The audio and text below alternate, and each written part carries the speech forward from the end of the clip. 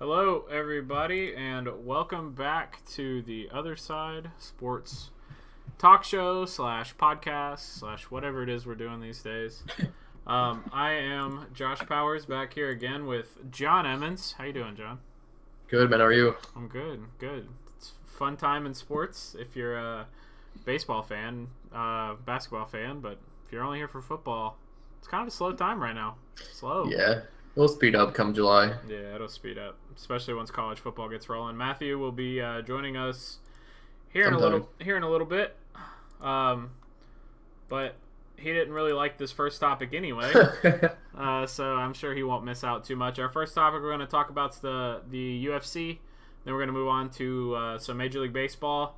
We'll do our hold up segment, followed by talk about the NBA playoffs. And then we'll close out with Emmons telling us what's been on his mind since our last show.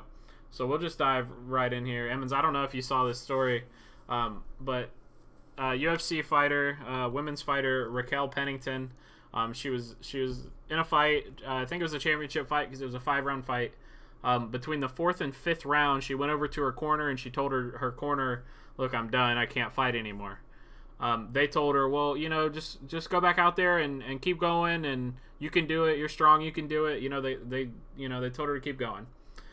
She ended up getting a broken nose, getting TKO'd. The video is actually pretty graphic if you go watch it. She's kind of like laying in a pool of her own blood. It's kind of gnarly to see. A little disturbing. So after this incident, which looks really bad on the coaches, Right.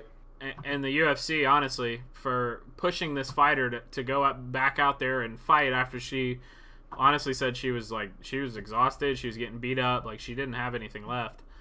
Between this and then the Conor McGregor incident in New York before pay-per-view a couple weeks ago, right. with the bus. So what's kind of your perception of the UFC right now? There was there's a fight that was about to happen right before the McGregor fight as well, and I can't remember what his name was, but he didn't make the weight. Yeah. So well, that was on the McGregor card.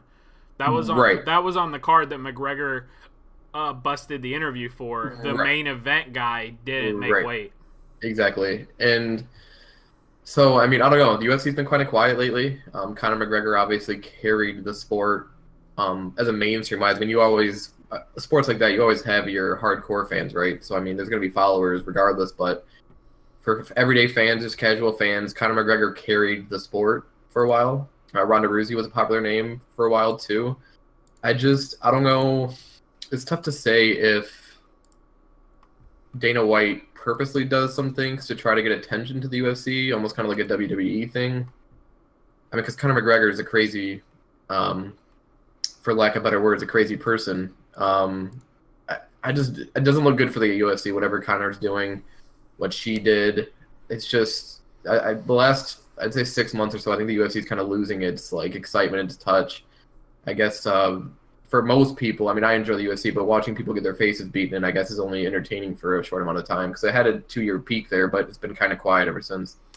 Yeah, I remember back when I was in high school, and they were still hadn't been 100 UFC fights, like pay-per-view events yet. My friends and I, we'd go to Buffalo Wild Wings and we'd watch these UFC fights almost every other Saturday night. They were tons of fun to watch, tons of fun to be around. The UFC was picking up so much momentum.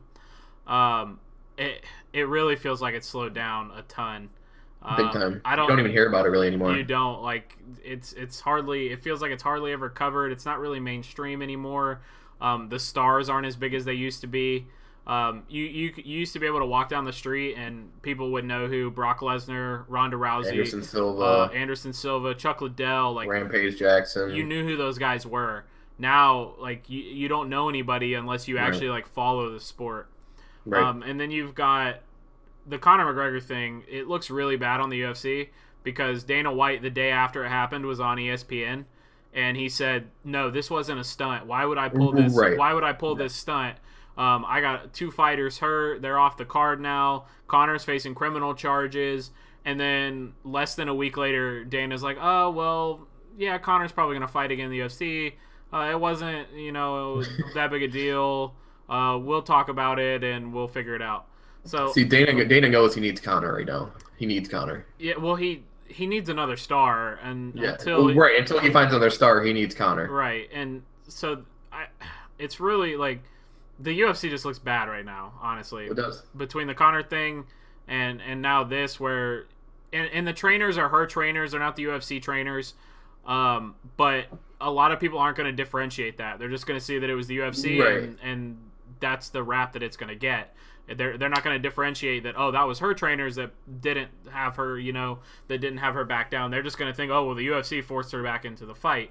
That's not the case, but that's how like the average person is gonna look at it, kind of. Right. And the thing is, like you just said, I mean, you think back 5 years, even you can just go. I mean, you had all these names in the UFC. They're so star deprived right now. Unless you're an actual follower of the sport, I can name off fighters. Most people who just walk around the street don't know who they are. I mean, people knew who Anderson Silva was, who Brock Lesnar was, who Rampage Jackson was, Conor McGregor, Ronda Rousey. Now it's Conor McGregor shoved down your throat, and it's nonstop. That's all. He's the only guy you see on ESPN mainly.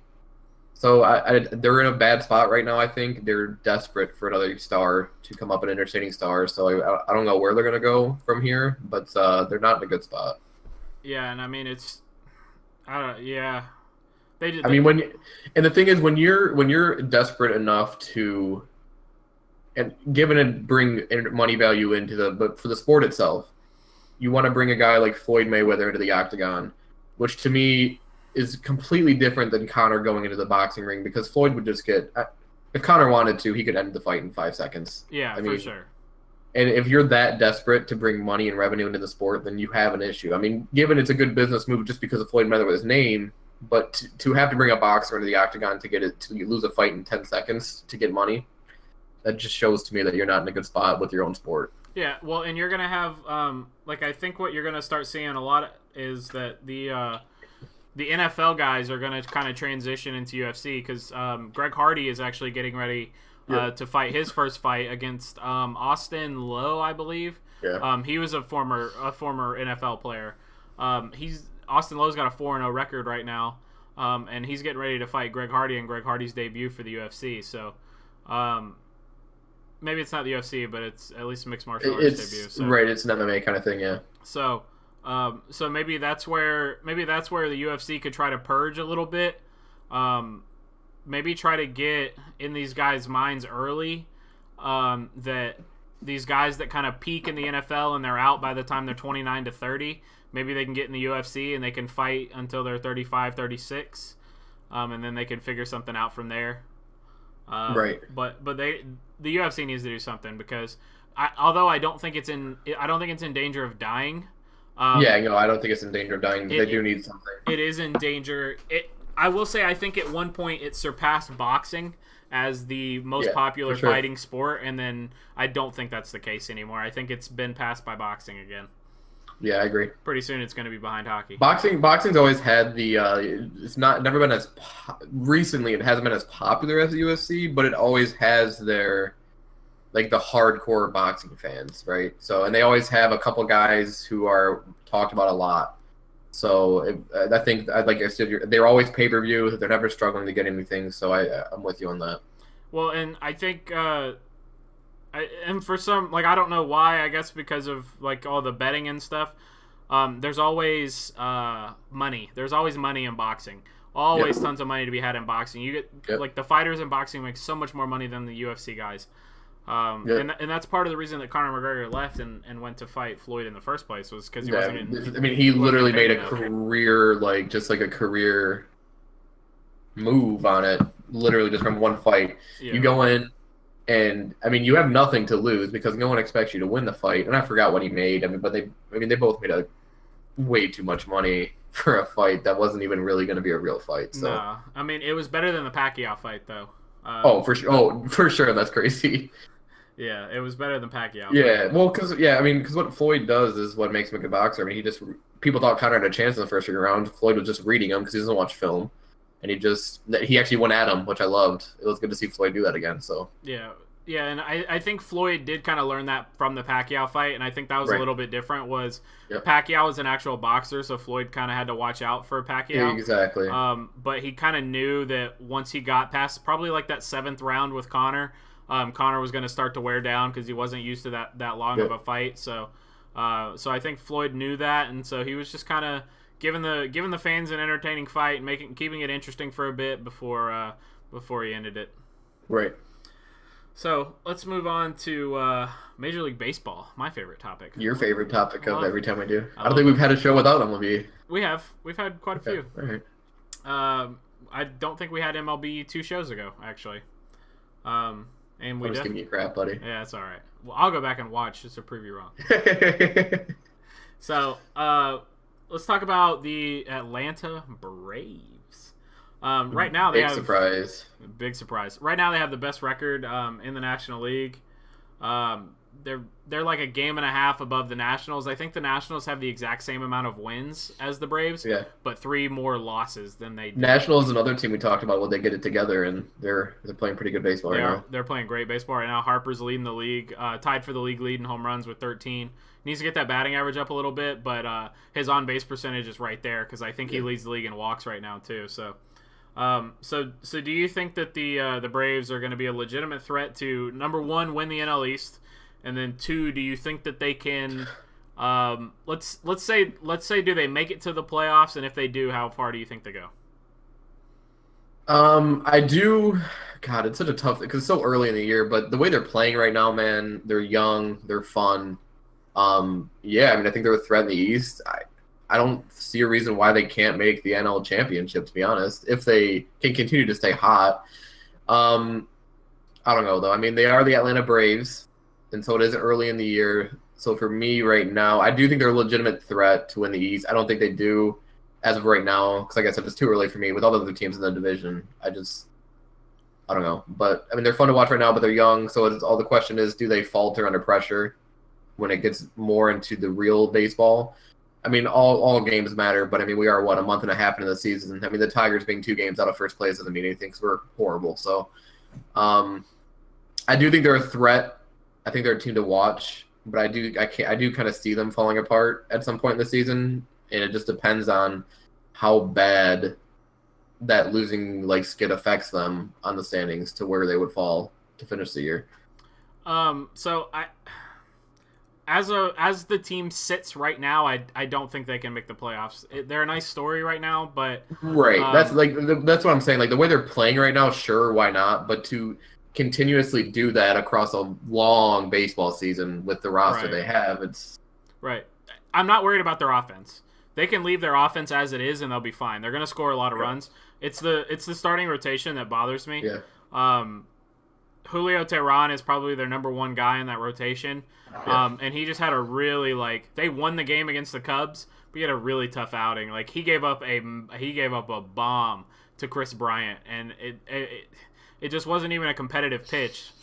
He just hung it over the plate he blasted it. Their starting pitching needs help if they're going to make a push. I think if they're hanging around the trade deadline and they're they can right make a trade maybe. Race, I actually just thought of this while you were talking.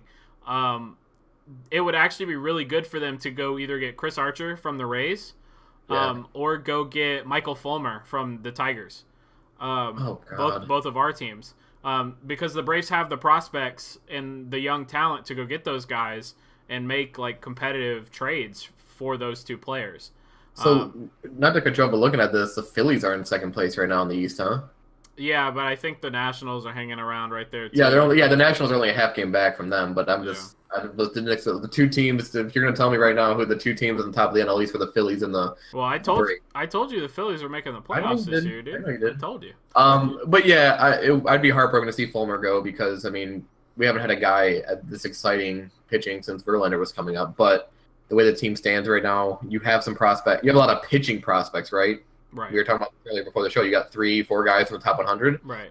So why not trade your best asset and get prospects for what you need on offense? Right. And obviously the Braves aren't going to give up guys like Acuna and Ozzy Albies who are already in the at the pro level. Right. They're going to be Braves for a while. The Braves have, I believe, outside of those 2, they have 6 more prospects on the top 100 list, which is the most in Major League Baseball. So. If you can get a couple of those guys, I mean. Yeah, and even if you could get one in the middle of the pack, and then one that's towards the bottom of the 100, that's still a pretty good investment for a guy like Yeah. Fulmer. So, Yep. so I think that they need to look at that, and if the Rays could pull something off like that, I would not complain at all. Oh, for sure. So especially because Archer hasn't been pitching well for us. He's got like over a 5 ERA.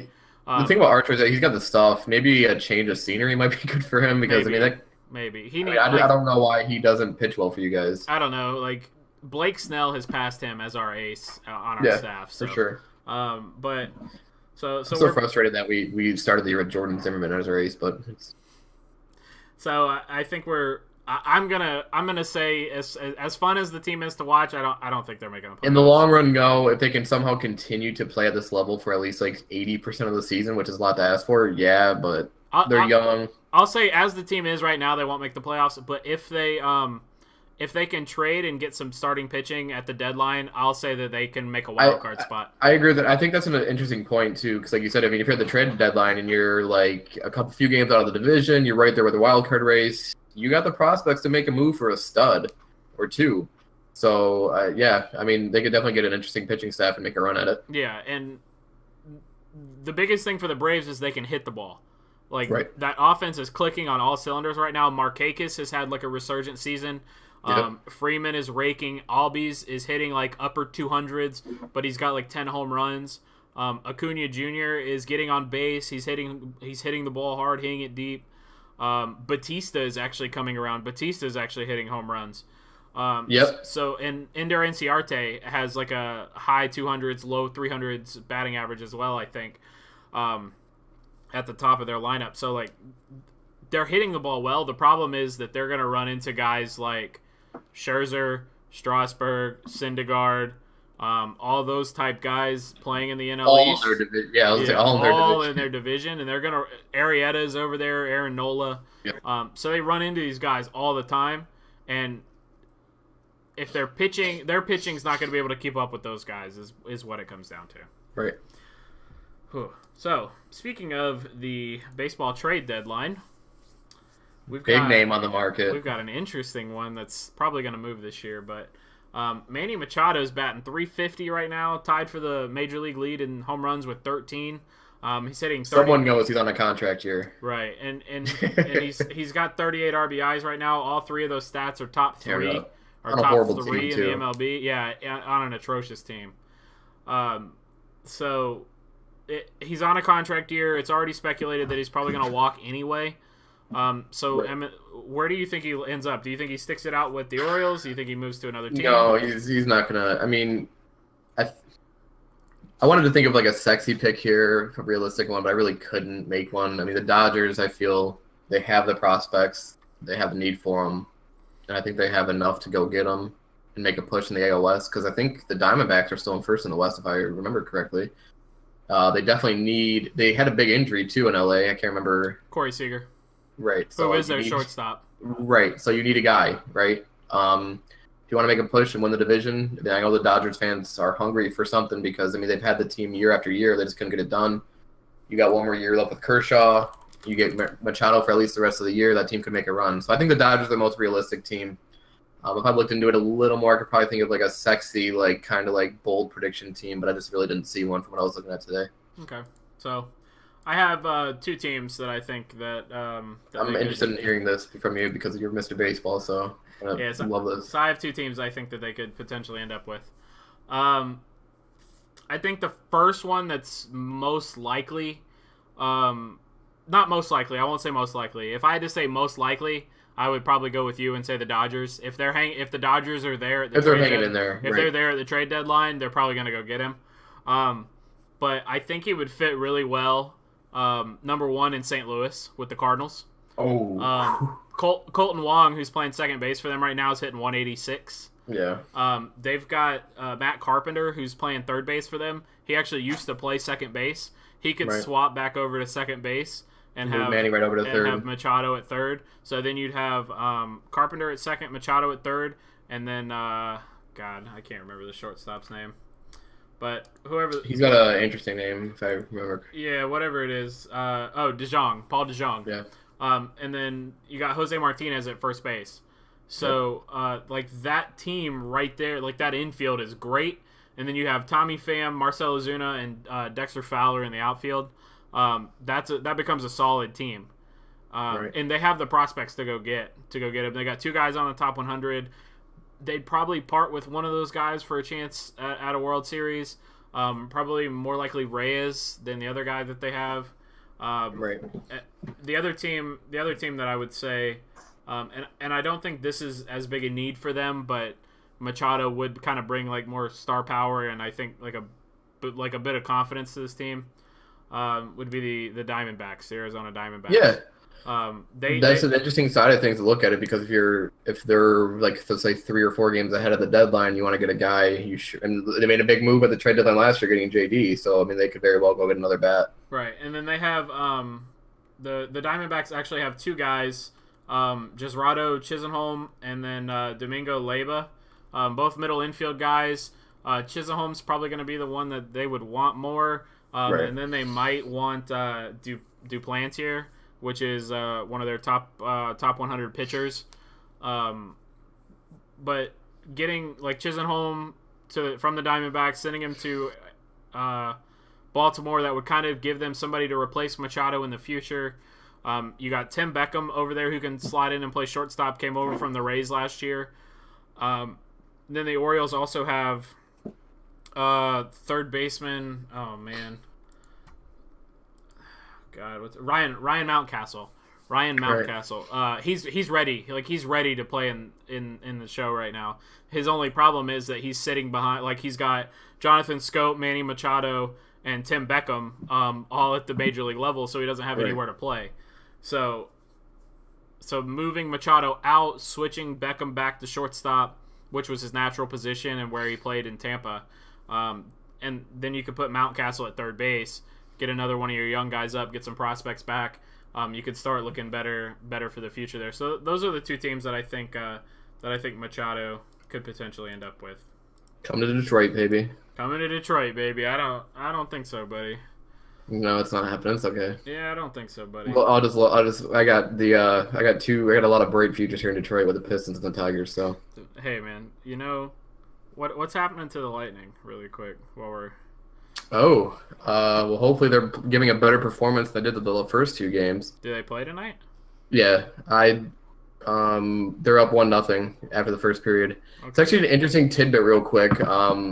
Capitals are bad at home in the playoffs for this year. They're really dominant on the road and bad at home. So if the Lightning's going to get back in the series, they got to win tonight. Well, they're off to a good start. Next week we'll probably have a Stanley Cup preview show, so we'll talk hockey next week. So let's we got plenty of time going here. So instead of moving into hold up, let's add a third agenda, like a third item to this MLB agenda. Fine by me. What do you think about Robinson Cano's suspension that came through today? We talked about this a little bit before the show. I mean, it's big news because it's another long-term PED suspension from another star player.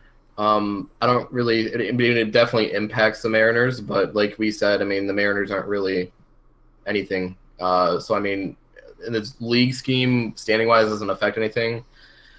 It's almost kind of disappointing to me, I guess, is a word to use, that I'm almost numb to the fact of these PED suspensions and how much we see them. Like, it doesn't surprise me at all anymore. Like, I'm not surprised to hear Robinson Cano suspended on PEDs.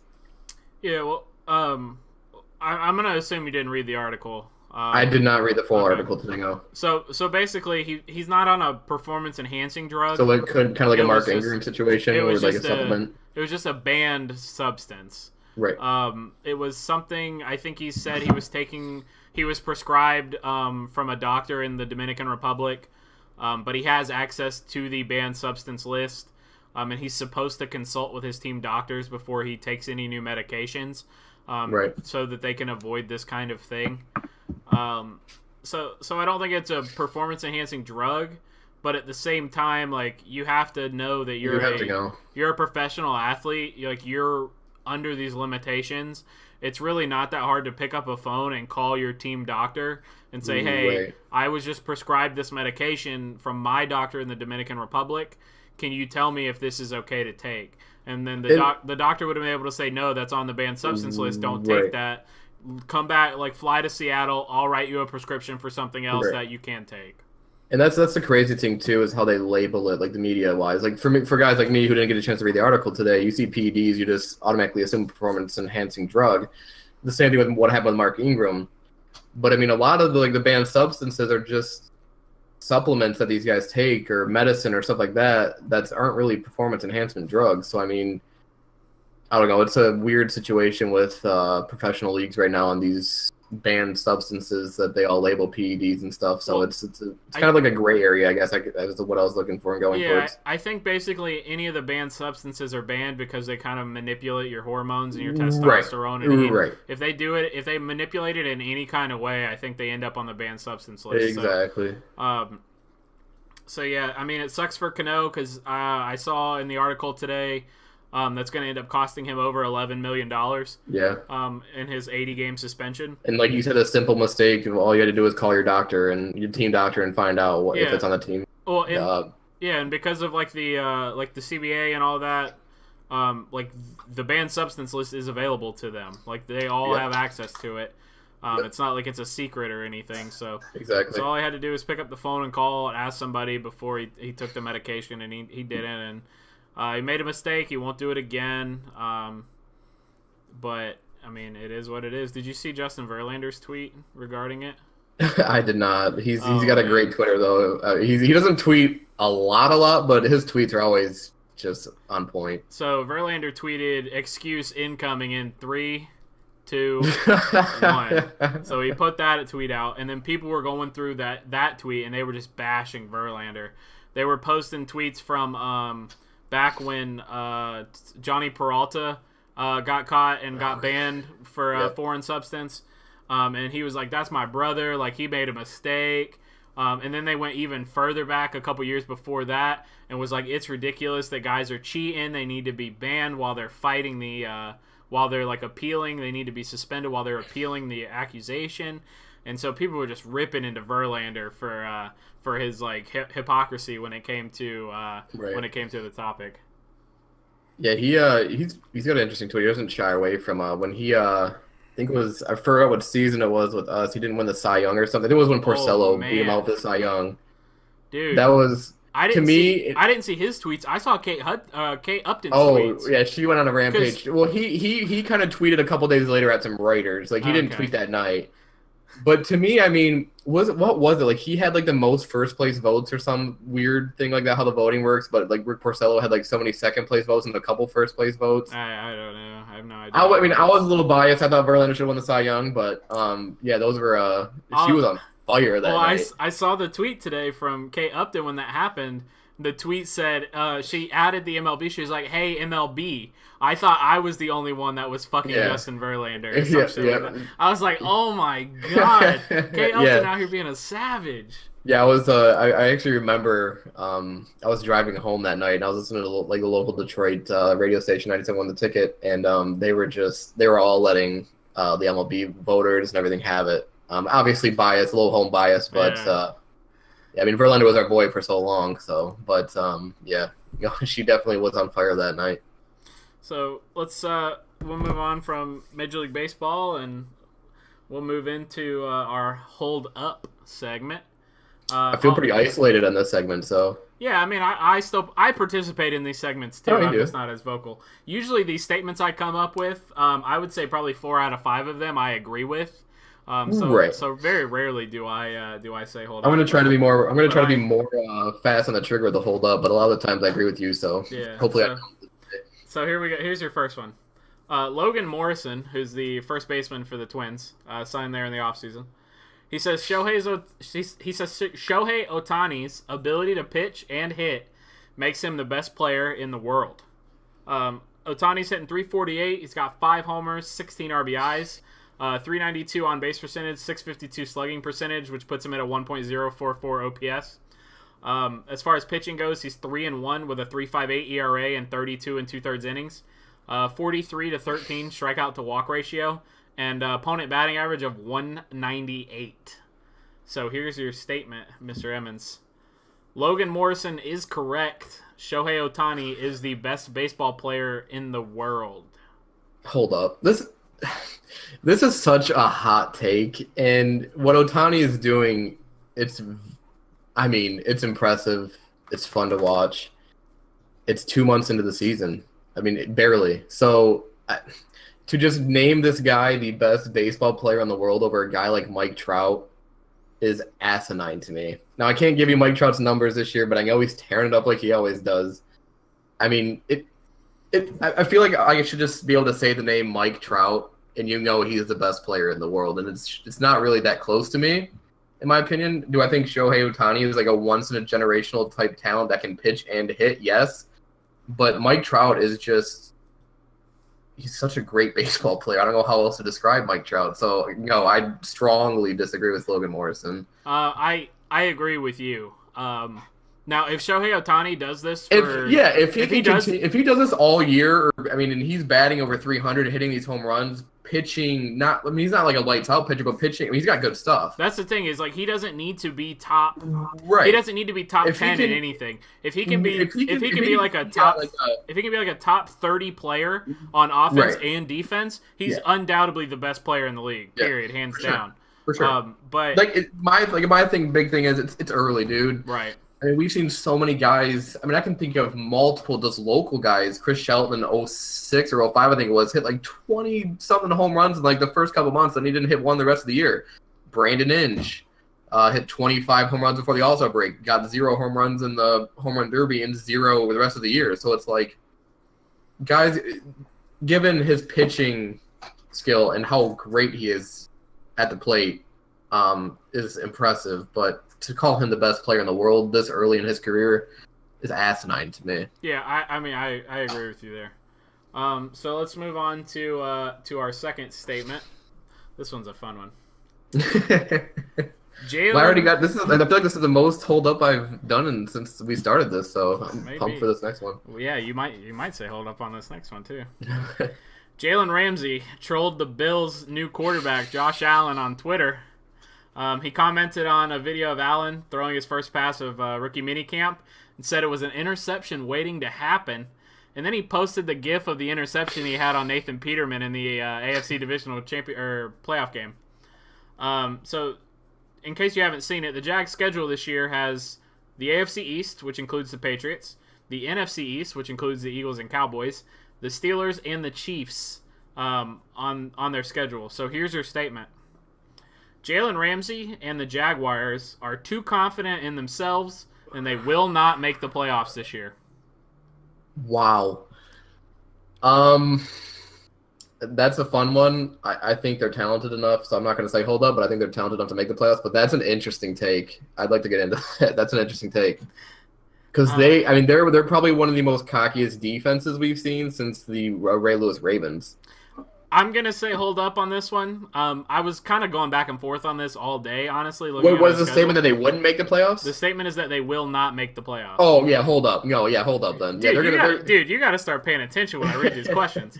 So I'm saying hold up on it because I think they are cocky, and it did cost us some games last year. It almost cost us the game against the Steelers. Yeah. When they started to come back a little bit. Yeah, it almost cost us the game against the Steelers when Telvin Smith picked up that fumble for a touchdown, and he was pointing at Le'Veon Bell. That actually gave the Steelers an extra 15 yards on the kickoff. Yep. And then Ben Roethlisberger ended up throwing a Hail Mary touchdown pass to Martavis Bryant. That was a great throw. So like that game got a lot closer because of that. So we ended up losing the 49ers game because of the defense getting frustrated there at the end of the game and giving up first downs when we could have had a stop and got the chance to get the ball back. So I think that we'll make the playoffs. The problem is that we're going to have to get over the hump that is the Titans. We lost to them twice last year, both at home and on the road. We have to get at least one of those wins. Yeah. And then we have to beat teams that we're supposed to beat. We lost to the Jets last year. Right. We need to beat the Jets this year. We need to beat the Dolphins. We need to beat the Giants week 1. Like, we need to beat the teams that we're supposed to beat. Yeah, I'm with you. I think that team itself is just too talented to not make the playoffs. Leonard Fournette's coming off. He's going to get the ball a lot more. especially with Andrew Norwell coming in at left guard. As much hate as Blake Bortles get, I'm not a Blake Bortles hater, which I'm sure you're glad to hear. He's definitely a serviceable quarterback. He played really well against the Patriots in that game plan they had for him. He deleted his Twitter, by the way. Matthew Stafford doesn't have any social media, and it makes me cry every day, buddy. So I'm with you. That defense. Jalen Ramsey's definitely a personality, to say the least. But I'm not a big Jags follower. I wouldn't say he's like the vocal leader of that defense. Him and Calais and Telvin have groomed. That's what I was thinking. Calais. I think having a guy like Calais Campbell, a veteran who I don't really hear Calais that much, like out in the open. So I think having kind of like not a silent leader, but like just a veteran voice in the locker room can kind of keep things under cool enough to not let the cockiness blow up in their face. But Jalen Ramsey's amazing. So you gotta be cocky as a corner. Trash talking as a corner is part of the position, in my opinion. There should be a rating attribute in Madden for trash talk for cornerbacks because those guys can get in your head. We've seen him do it with AJ Green, who never freaked out. That was funny. All right, so let's go on to a third statement. This was something you wanted to talk about. You didn't even know I had it in the show, so now. I don't never see these hold-up statements. So. I know you don't. That's the fun of it. The ban on sports betting was ruled unconstitutional and lifted yesterday morning. Sports betting is going to start becoming legal in some states. It's not guaranteed to become legal in every state. I believe there are about 7 states that are close to making it legal already, and they've already kind of been in the process. Yeah. But I'm sure at some point all 50 states will end up having it legalized. For sure. At some point in the future.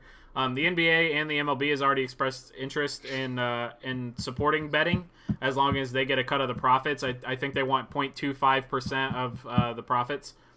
So here's your sounds small, but that's huge. Yeah, 0.25%. I think of what the casinos in Vegas raked in last year ended up being $100 million or something like that. 0.25%. That's what anybody listening to. That's why I wanted to say, 0.25 sounds small, but that's a huge amount of money. So it ended up being like $100 million of revenue or something like that. So here's your statement. There will be an accusation of point shaving or win trading in a professional sport in the next 5 years. I hate that, but yeah, I'm going to agree with it. I agree with it too. Another thing I saw today in an article I was reading about this was not only do you kind of have to worry about that, but you also, and this is something I didn't even think of until I read the article, fans are going to get even more pissed than they do now. For sure. So, if you've got, let's say it's game 162 in the MLB, and somebody bet on the Red Sox winning the game against the Orioles, and then in the 6th inning, Alex Cora decides to take out all his starters because he doesn't want to risk injury before the playoffs, and the Red Sox end up losing that game.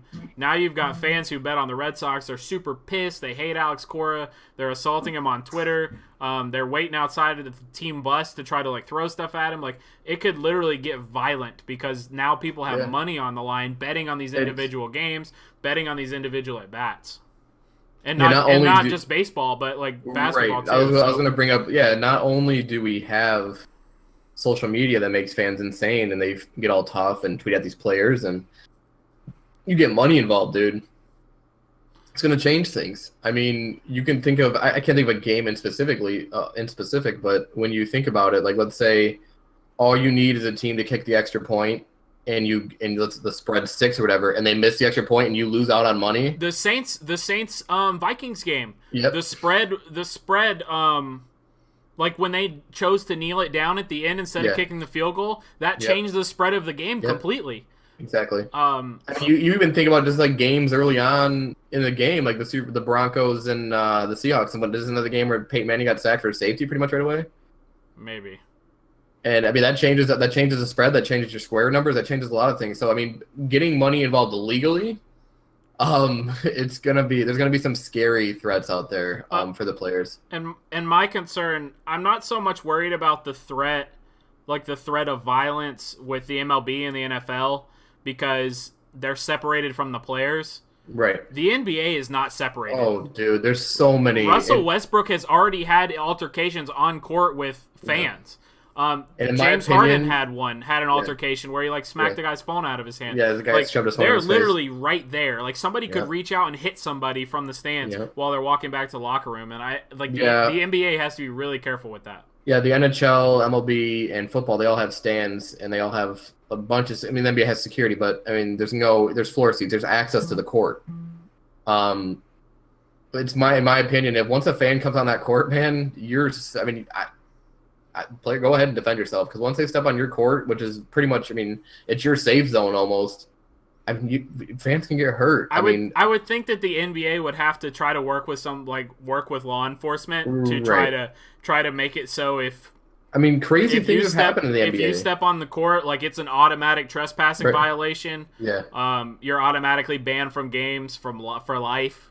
Probably the most famous fan altercation, and it's a local thing here, the Malice at the Palace a while ago. I don't know if you've ever seen it, but there was a hard foul on Ben Wallace. He shoves Ron Artest. Ron Artest cools down, goes and lays down on the scorer's table. A fan throws a beer at Ron Artest. Ron Artest goes into the crowd, punches the wrong fan. Everything breaks loose. A fan walks onto the court, starts talking trash to Jermaine O'Neal. Jermaine O'Neal slides in and punches him in the face. I mean, fans versus players. It was the most insane thing I've ever seen. I'll send you the link later on, but it was crazy. Oh, so, things like that in the NBA, when you have that easy access to the court, where you have fans just walking up to these players and talking trash to them just to try to get a rise out of guys. Because you see the guys these fans are targeting. Russell Westbrook, got a temper on him. Fans target Draymond Green sometimes, James Harden. They're not going after cool-headed guys. They're going after guys they know they can get a rise out of. Well, and NBA players are going to have to learn to if somebody's yelling at you and saying you suck at shooting free throws, right. like you're flopping, you're crying about penalties, like you have to avoid that. Like you have to ignore that. Like that's part of the game. But now there's reports that Russell Westbrook, when they were playing in Utah, people were yelling at him about his family and about like his race, and they were getting real personal with it. You can't do that. Like if somebody does that, then I think you have all right to say something to them. They can't talk about you and your family. And that's why I feel bad for guys like Russell, because we automatically just assume, Russell Westbrook, he's a hothead. He's just freaking out. But if they start saying stuff like that to you, it's your family. If people are saying stuff about that to me and you about our family on the streets, we're not going to just sit there and not say anything back. Right. So I think the NBA, more than anything, is just going to have to be careful with what they do. Yep. Especially since they want to get involved with the gambling and everything, so they're going to have to find a way to. Yeah, they were like the first one. They were like the first ones that really came out and publicly said, "Hey, we want to be involved." For sure. So we're going to stick to the NBA for these last two topics. Love it. The major assumption in the NBA world is that Kawhi Leonard will be traded away from the Spurs next year. Almost every team in the NBA would get better by adding Kawhi Leonard, apart from a couple that you could argue that for. But very few of the teams have the actual draft capital to go and get Kawhi Leonard as well as player stock to make a deal for him. So here's your statement. The Cleveland Cavaliers will not offer LeBron James a new contract, but will trade the Nets pick, which is now number 8, as we saw in the draft lottery. Will trade the number 8 pick as well as a player or two to the Spurs for Kawhi Leonard. Hold up. Given, I don't think it's out of the realm for the Cavs to try to trade for Kawhi. I think saying the Cavs aren't going to offer LeBron a contract is just, it's crazy. I'm in the realm of thinking there's a very few people with me over the last couple weeks who agree with me, but it's a very few selection of people. I don't think LeBron's leaving. I think LeBron's staying. So, my opinion there just automatically deflects I'm not saying your idea is bad or anything, but it's just like my opinion that I think LeBron's staying. It just automatically deflects that they don't offer LeBron a contract and they trade for Kawhi and this and that. I think it'd be interesting if they try to trade for Kawhi with LeBron on the team, see how that fits, and because LeBron can play a bunch of different positions, but I just don't see them not offering LeBron a contract. So I think that the Cavs, I put this statement up there because I personally think this is a real possibility. No, LeBron is going into his age 34 season, okay? He's playing great, right? But if I'm Dan Gilbert, dude, LeBron's a great player. He's been great to me. He brought me a championship, but he's too powerful. Like, if I'm the owner, I want my team back. Like, I want my team back. So I would trade that pick. I like what you said there, by the way. Trade like Larry Nance Jr. Go get Kawhi Leonard. Make him your new star. Give him the max contract that you were going to give LeBron James. And then you've got Kawhi Leonard. You've still got Kevin Love there. Like, go get, like, you've still got a pick in the draft. Go get a point guard ball handler type, since LeBron won't be bringing it up the court anymore. And let LeBron walk and let him go try to find something else. You're not gonna return to 8 straight finals or 7 straight finals like LeBron's done, but you'll be competitive every year. Kawhi will give you good minutes, and he'll love being the face of that franchise. It's a top talent in the league. I like what you said there about LeBron. LeBron is way too powerful. In the league, I love LeBron. I love LeBron too. I love LeBron. It took me a while to get there, being a Piston fan and him breaking my heart multiple times. But I'm at the age now where the appreciation I have for sports, so we're not going to see a talent like him in a long time. Nope. So. With this day of social media and everything, he is too powerful. I mean, he can literally snap his finger and make a lot of things happen in the league. It would be a smart move for the Cavs, and I think it's what they were ahead of the game when they traded Kyrie. It was Kyrie wanted out of LeBron, but you got what you could for him to set up your future without LeBron. Given there's not going to be a player like LeBron James. Like, if you can get yourself a Kawhi Leonard, I mean, he's the next best thing you're going to get. You're not going to get a Kawhi out of this draft. With that Nets pick, I mean, you can get a good point guard if you do keep LeBron, but you're not going to get a guy like Kawhi Leonard. So if you can find a way to do it, keep Kevin Love, and get Kawhi. I mean, it's a good move. Really quick, I just don't see them not offering LeBron a contract. That's really the only part I disagree with.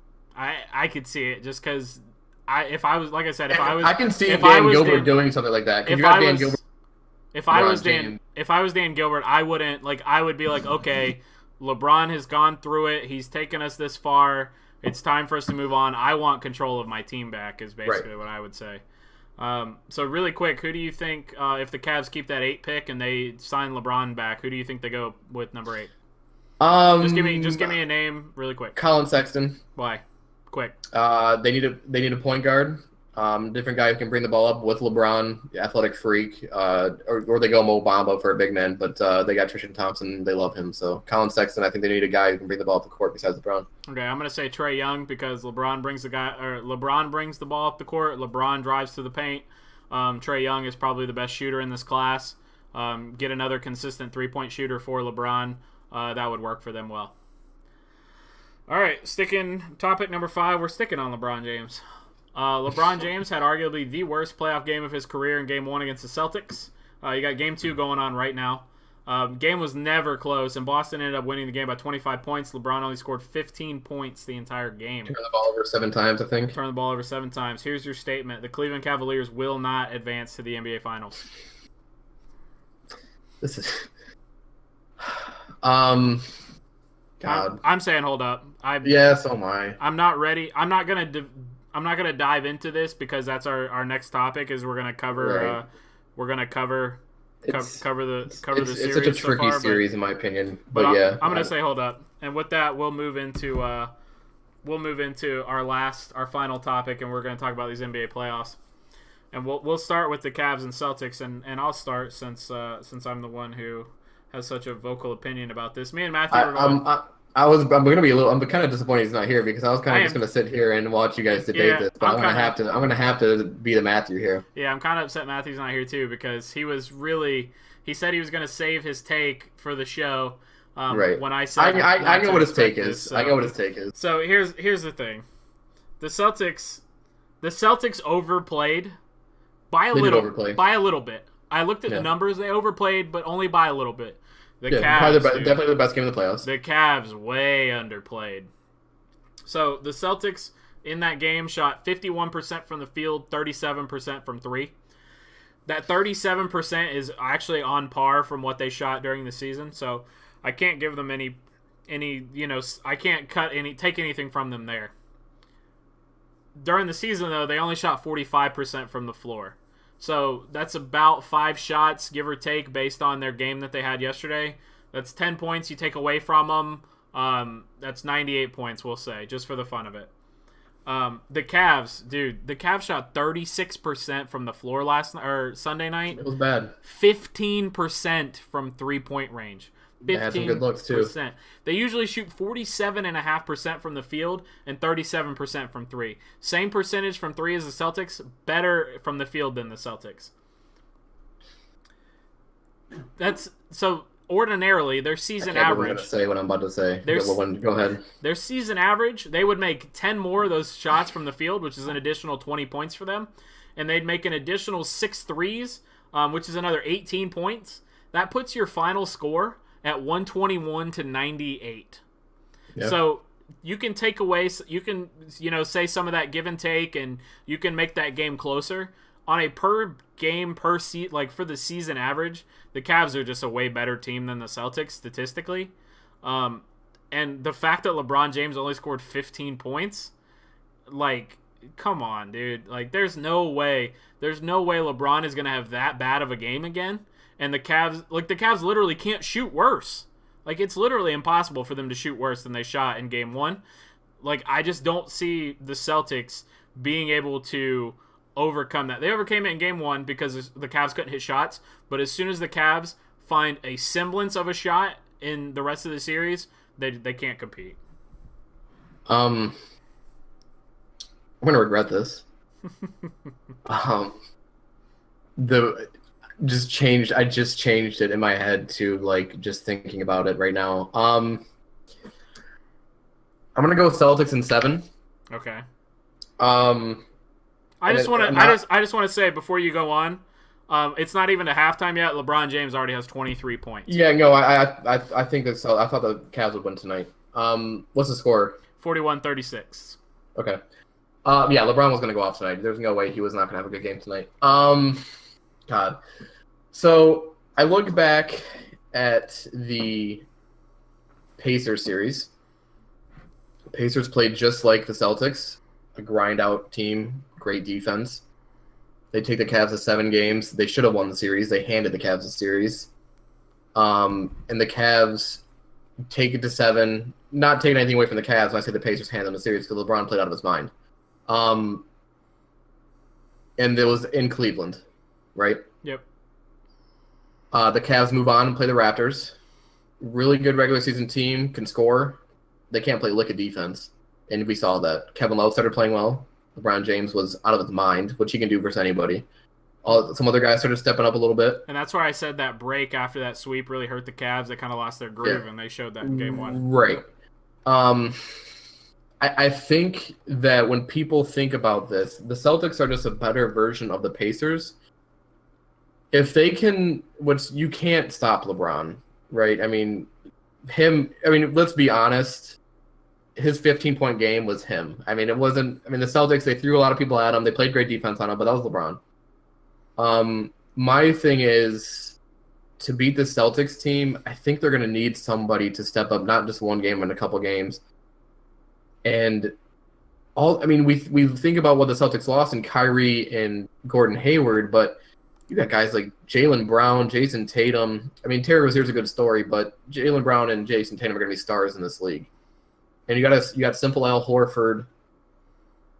I'm really going to regret this pick, but it's there's just something telling me about the Celtics team. Every time I doubt them, they just prove me wrong. I will say that LeBron has lost Game 1 of a playoff series.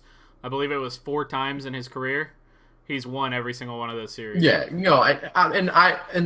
this is really reminiscent of the Bulls series that he had a couple years ago. They got blown out in Game 1 by the Bulls. Yeah. And then that's my thing. Like, LeBron came back and won 4 straight, and they I'm not even like sold on it just because of Game 1. It's the matchup factor, and looking back at that Pacers series, that the Celtics are just way ahead of the Pacers at a basketball level, and they have a better head coach than the Pacers do. I don't know, man. There's something about the Celtics team that I want LeBron to make it to another final. There's something about the Celtics team, the way they can grind you out. They can score when Jason Tatum and Jaylen Brown are going. What Jaylen Brown did was dirty. Some of the buckets he had were just dirty. Al Horford. I mean, the craziest stat of the night was 4 guys in the Celtics outscored LeBron James, which isn't going to happen in the rest of the series. But Al Horford, I don't even think had to play the last half of the third quarter or the fourth quarter. Well, and see, that's another thing is LeBron didn't play most of the fourth quarter because they were already down so much. Right. No, exactly. So, I mean, like I said, I can't – this series to me, I was going to say Cavs in 7 about 15 minutes ago. I originally before the series started, I think me, like a lot of people, were kind of blinded by the Raptors series. I don't think a lot of people realize how bad of a defensive team the Raptors are. The Cavs just kind of ran all over them in impressive fashion. So I think I was kind of blinded by that, thinking the Cavs would win in 5 or 6. I think the series goes 7 regardless. And I'm just going gut feeling here with the Celtics. I don't have any like specific number to tell you why or why not. I don't want the Celtics to win. I do not want to see a Celtics-Warriors finals. I don't think the Cavs win the finals either, but at least I have LeBron James to watch, right? Yeah, right. But the Celtics team keeps proving me wrong every single series, so why not prove me wrong again, I guess. Well, they're going to prove you wrong because you picked them in 7. LeBron will carry them to a victory tonight like he's doing already. 100% agree. He's going to carry them to a victory tonight. Kyle Korver, J.R. Smith, Kevin Love, Tristan Thompson. Somebody is going to get going when they hit home court in Cleveland later in the series after this game. That was my big thing in picking the Celtics in 7 because of being at home in Game 7. So if they can make it to 7, which I think they will, if they can't make it to 7 and it's Game 6 they're down 3-2 in Cleveland, Cleveland takes it. So I think I think LeBron will carry him through the game tonight. Maybe 2, but like. At least one of those 4 guys.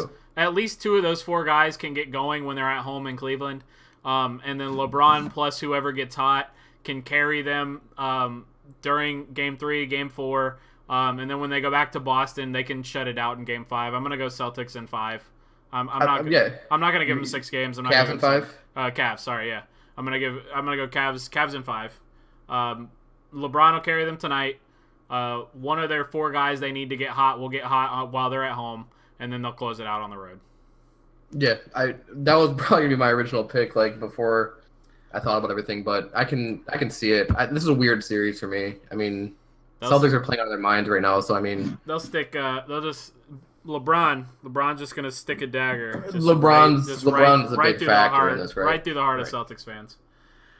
Well, we'll move on to the other series, the one that's not so crazy, the Warriors and the Rockets, and the Warriors, dude, I didn't watch the game, but I watched the highlights, and the Rockets just didn't even stand a chance. Warriors, and they didn't play horrible. I mean, nope. James Harden had 40 points. Nope. Yeah, that's my first point. James Harden had 42 or something. They lost by 15. They didn't have a chance. Nope. They didn't have no one on that team can guard Steph. No one on that team can guard Clay. No one on that team can guard Kevin Durant. And you can't outscore the Warriors. So that spells trouble. The Rockets are a good team, a really good NBA team. The Warriors are a dynasty. There's nothing they can do, in my opinion, to even get a game here. I mean, maybe they sneak one at home court advantage, whatever. They're just severely outmatched, in my opinion. I think the Warriors are almost kind of in they don't have to prove anybody right or wrong.